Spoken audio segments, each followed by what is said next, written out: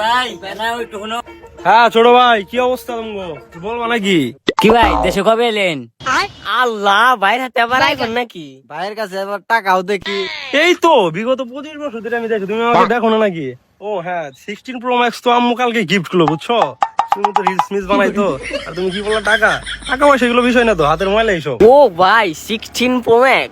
ভাই আমি তো টিকটক মিকটক করি, গেম টেম খেলি, যদি ফোনটা দিতেন। ভাইয়া এলাকায় পোলাপান বল টল খেলে বিচি মিচি খায়, যদি 1000 টাকা দিতেন। কি বলো ভাইয়া, তোমার ফোন লাগবে?